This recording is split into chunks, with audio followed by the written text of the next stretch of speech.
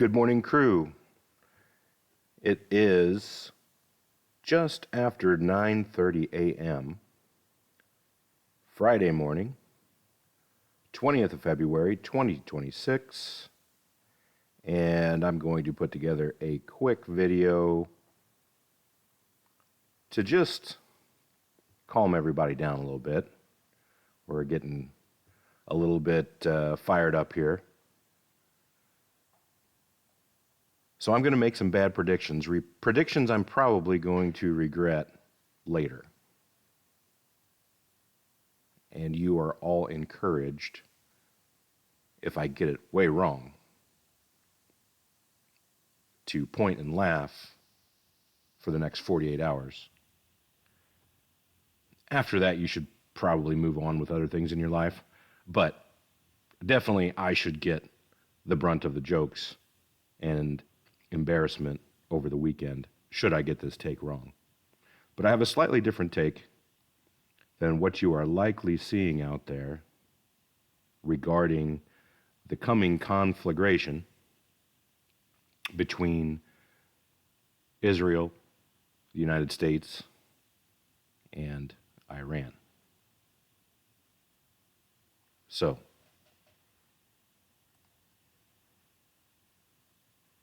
everyone's doing this. If you look at your screen, everyone is wrapped up in the number of flights, the military movement, the political and diplomatic messaging, whether the talks are working, how many flights, what kind of aircraft, where are they taking off from, where are they going, where is the Abraham Lincoln Strike Group, where is the Gerald Ford, positions and pieces.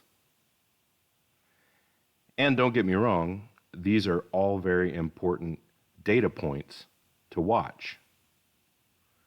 They are.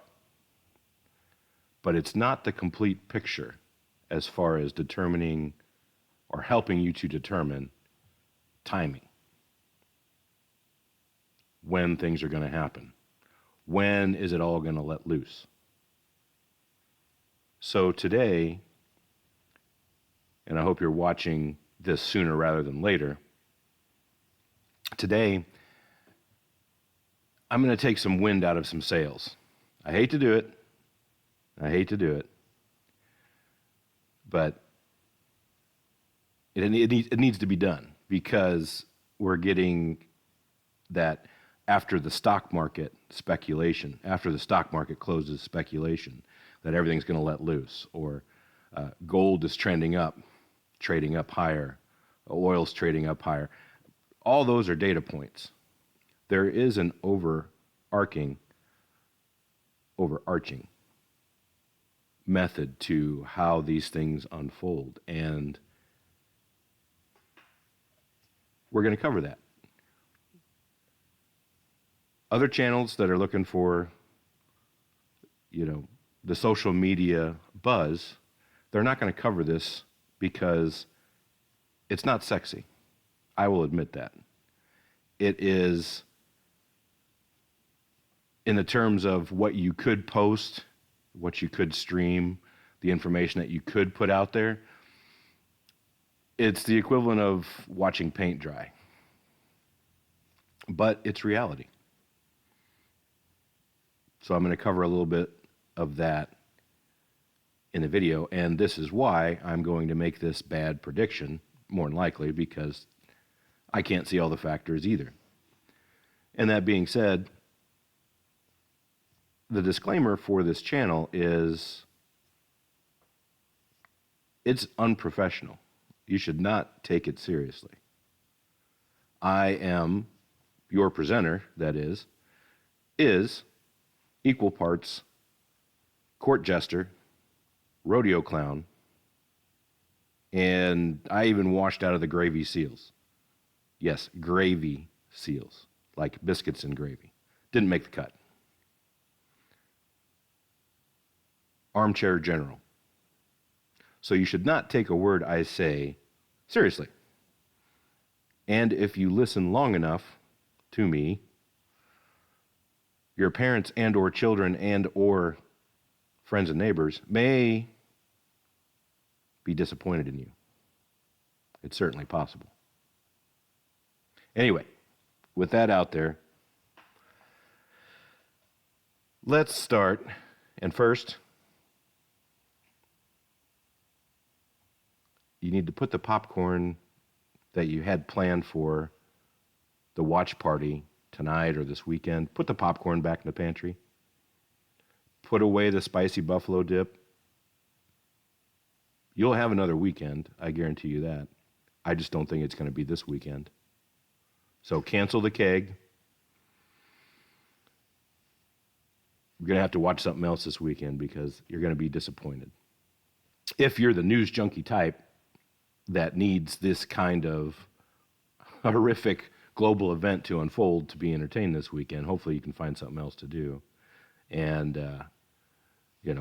touch some grass somewhere. Should we pay attention to this? Of course. This is going to be a terrible mess when it touches off. Don't get me wrong. This is not going to be pretty. But I think we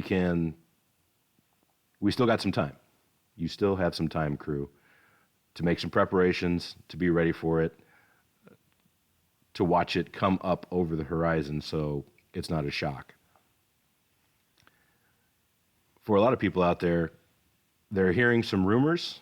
There's some folks that are listening to my voice right now that is across the spectrum. There's some folks that know every movement of every plane, where it landed, what ships in what area, what exercises are going on currently between Russia, China, and Iran in the Persian Gulf and the Northern Indian Ocean, exactly where the Gerald Ford is, down to the meter. And some folks out there are just now learning from the regular media coverage and regular churn of social media that there's something kind of big going on.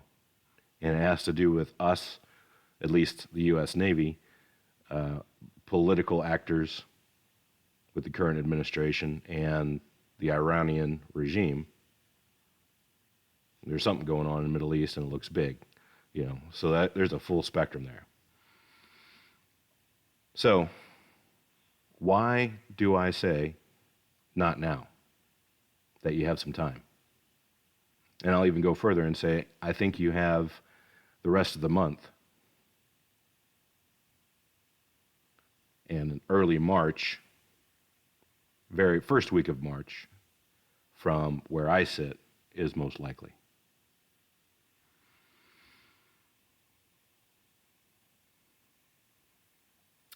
So, I'm going to share some documents with you that, as I said before, are not sexy, but it's real.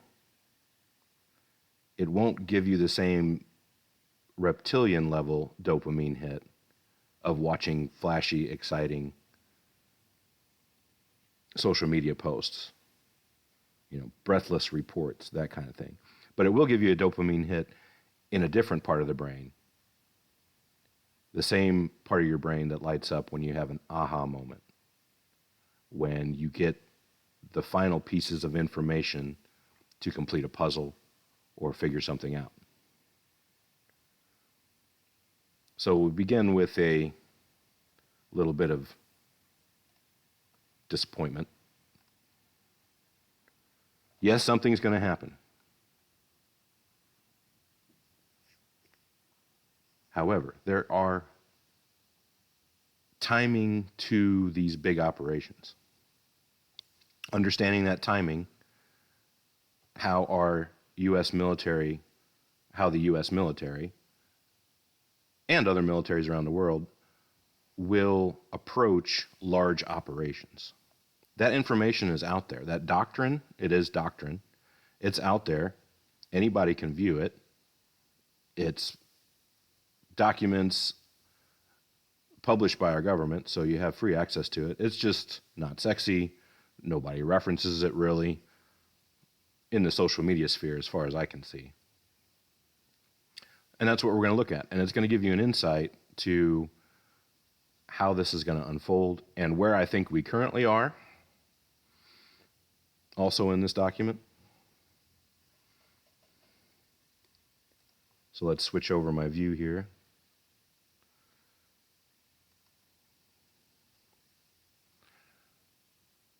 This is put out by the Joint Chiefs of Staffs. Joint Operations, this is Joint Publication 3.0, latest version that is available is from 2017, but they put these documents out. They change up a little bit of doctrine for, how the military and how the world changes. I won't get too deep into that, but you can view this. You can read it. It's 200 some pages. There's several publications out there where this is at in the environment of these types of publications. Let's see here. So we're looking at JP 3.0, which is operations. JP.1, joint doctrine. All these are basically pamphlets put out by the Joint Chiefs, or joint operations by the U.S. military.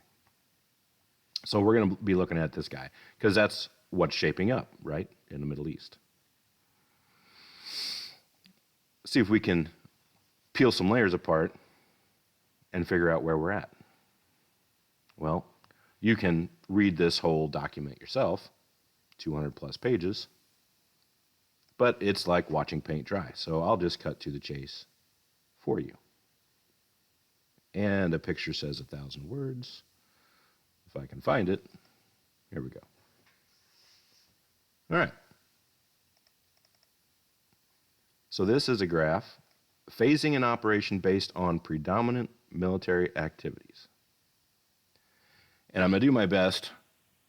I'm not really a YouTube streamer, YouTube content creator. It's a skill I'm building, so you'll have to bear with me for some of this stuff. I'm very new to all this. But this graph comes from a section on how to, as you can see, phase a large operation. And I think the key word in this section on planning this is notional, which is an estimate, a theory. It's not in concrete. It's a suggestion on how to go through this. But no matter what conflict you have, whenever they run through these operations, there's very key dividing moments, and that's suggested by these phases up here. Now, ongoing in the background of the level of military effort is always global shaping activities and theater shaping activities. That's a subject to dive off into the corner, but there's always something going on, and that's what we're seeing right now. We're seeing the beginnings of the happenings. So where are we? Where is the U.S. military? Most of you listening to my voice, I know people from other countries are going to be probably watching this video in the future, at least I hope so. But we're somewhere in here. If you can see my cursor hand. We're in phase 0. We are still shaping the operating area. That's all the flights, that's the naval movements, and down here in these gray areas, theater shaping activities, global shaping activities. That's the intelligence community working in the background in all the countries of the Middle East, whether friend or foe. That is, I don't really count it as part of this, but the diplomatic activities, the Iran talks, the statements made to the media, letters to diplomats that are leaked, those kinds of things. We're still right here, phase 0, shaping. And I believe that this phase, okay, because other countries' militaries that we are partnered with in the region, they're in a slightly different place on this graph. And they've probably been there for some time.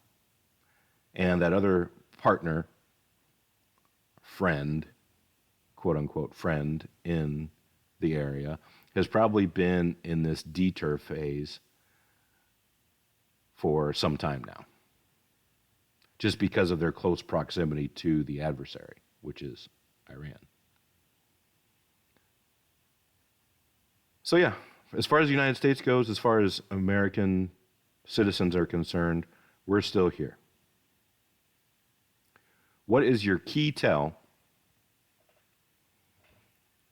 that's available to everyone through the mainstream media, through legacy media, whatever you want to call it, through social media creators, that you've crossed over from phase 0 to phase 1, and things are starting to really get hot, like kinetically hot, like the shooting is starting? The main tell, operation order activation, usually somewhere in this phase, the operation name is released or leaked, or a reporter, a correspondent somewhere finds it out. And the operation starts to get talked about in the open. Because a lot of things happen in this phase 0 behind the scenes. And you can't discount it. I mean, it's overt and covert. There's a lot to it. And I can dive into the weeds maybe on a live stream or something like that on just what is happening during this curve. And you can see here this bottom curve, the only thing in phase 0 is operation shaping activities. That's all we're doing.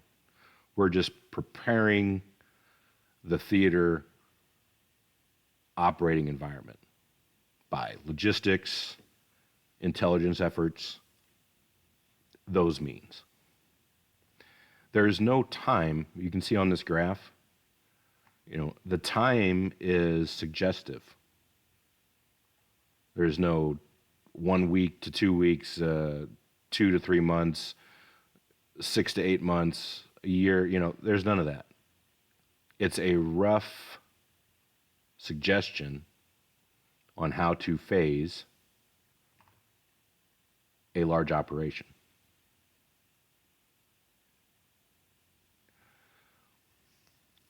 So right now, there's no operation name known.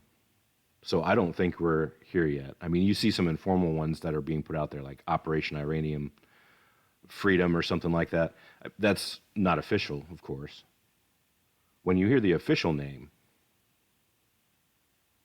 that's when you know you're in this area somewhere. So, what do I think on timing?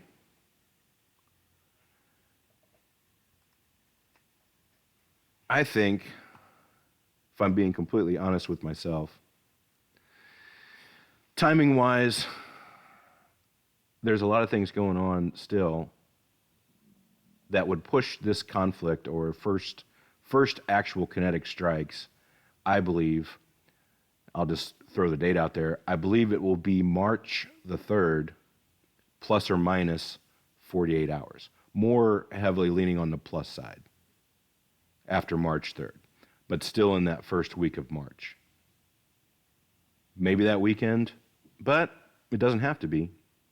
I don't really subscribe to a lot of the tells that the OSINT bros and average people look at, like when markets end, when markets close for the week, things like that, I don't think are really good benchmarks. Like we don't want to do something to spook the market. I don't really think that's a thing. I think conditions on the ground for military planners, they're not worried about the market. The administrative, the civilian diplomatic side might be worried about the market, but I think when the order is given by the civilian side to the military, the timing's handed over roughly,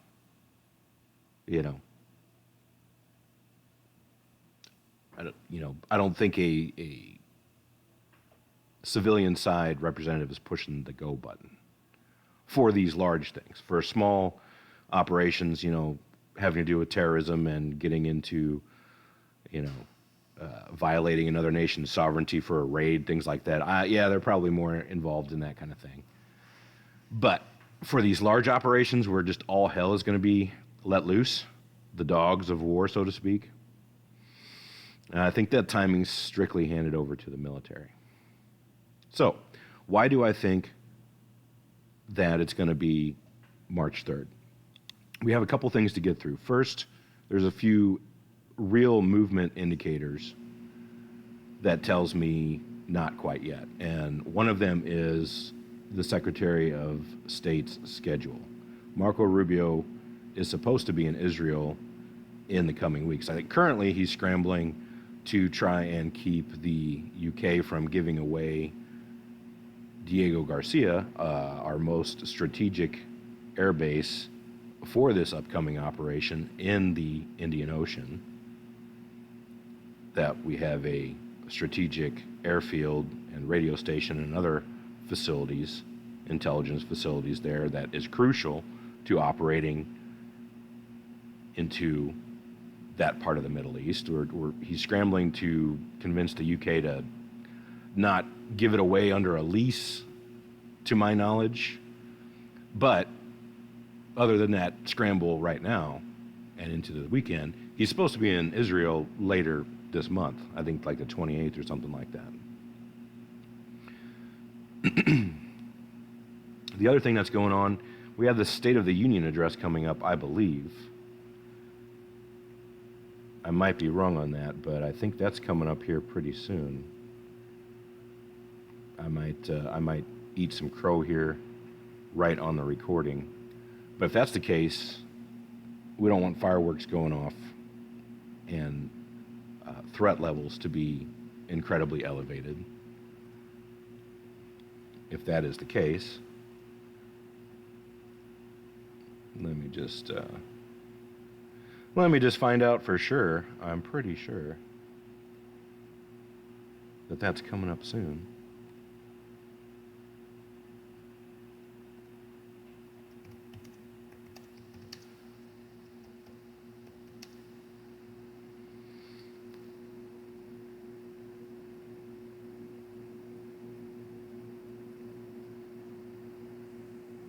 February 24th, 2026. So yeah, it's coming up a Tuesday, I think, something like that. Yeah, next week Tuesday. So doubtful that we're going to light it all off before then. Then you have our Israelis considerations. I believe for them, they are the wild card. They might force something happening sooner rather than later. But I think for them, there's a few key dates coming up that are symbolically important for them to justify what their involvement in all this is going to be. And they're going to, in my view, want to have several almost supernatural things to point to as to why they did what they did when they did for historical purposes, regardless of what the outcome might be, because wars can break out of containment, wars can go sideways, stuff can backfire in your face. Everything is, everyone has a plan until a bullet whizzes by their head, that kind of thing. But I think for Israel, they're looking at a few important symbolic things for their own historical advantage in backing up their claims of getting ready to do what they're going to do. And that is, there's current celestial activity, there's a parade of planets all through the end of this month, and it leads up to around March 3rd, a full lunar blood moon eclipse in that area of the world. I think it's the western U.S. across the Asia Pacific into the leading edge of the Middle East. So they have signs in the heavens, so to speak. They celebrate Purim, if I'm saying that right, 2nd and 3rd. And Purim is an important holiday in this context because the whole reason it's celebrated on the Jewish calendar is it denotes a saving of the Jewish people from ancient Persian prosecution, genocide,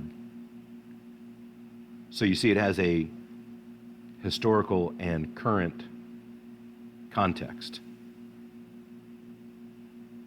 So I think, as far as the Israeli consideration goes, they want to strike probably right after the signs in the heavens and Purim, when that thought is fresh in their population's mind that Persia is an ancient enemy and needs to be destroyed for good.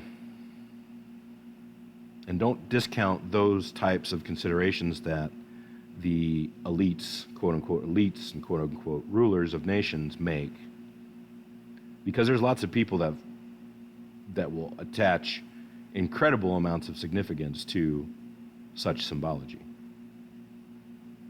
You know, it's written in the heavens that we should do this, that kind of thing. So, once again, my Magic 8-Ball prediction, March 3rd, plus or minus 48 hours, barring any wild cards. And there's a lot of wild cards, there's a lot of moving pieces to this, so if I have to eat crow later, I will gladly. As I've said before, you shouldn't be listening to me. I am equal parts court jester, armchair general, dancing clown, all of that. Crew, have a good weekend. Be good to each other.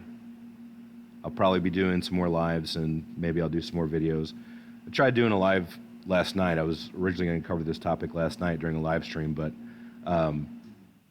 channel is a baby and it's bonking its head a lot, and I'm not sure if I can trust my immediate network or what was going on. I did figure out what was wrong. I tried, for those of you that tried to get into the live last night and I had to kick it out, I had an issue getting into the YouTube primary server. My network was fine, all my settings were fine, but the primary YouTube server was just not playing with me last night. They just weren't going to have it. So I ended up doing late a test stream, unlisted test stream, into the backup server, and all lights were green. All compartments closed. We could dive. So I don't know what. Just learning stuff as I go. You'll have to bear with me as I create content, and I'm on a learning curve myself. But anyway, have a good weekend. I hope this video helped you out. I hope this video brought some peace to you for this weekend. And if I'm wrong, I'm wrong. I'm human. I can make mistakes too. But that's my take. Have a good weekend, everybody. And I will see you all later.